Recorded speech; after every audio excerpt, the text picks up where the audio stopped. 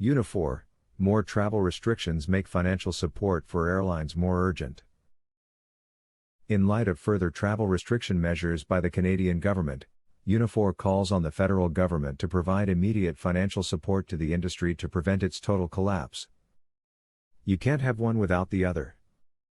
Further travel restrictions without providing financial support for airline workers is a risk to the very future of Canada's airline industry, said Jerry Dias, Unifor National President.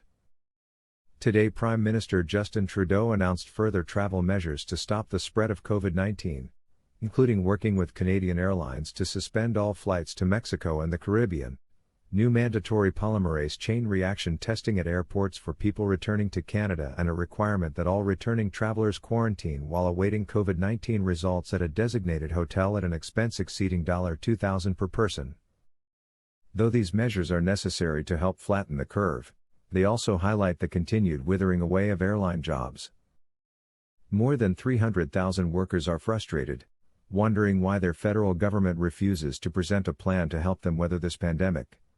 Unlike other countries, Canada's continued refusal to help this industry is making a bad situation worse, said Dias. This week, Dias presented Unifor's National Aviation Plan to the Federal Standing Committee on Transport, Infrastructure and Communities.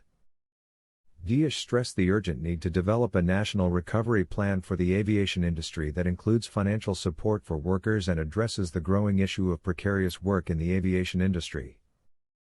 Unifor is Canada's largest union in the private sector, representing 315,000 workers in every major area of the economy. The union advocates for all working people and their rights, fights for equality and social justice in Canada and abroad, and strives to create progressive change for a better future.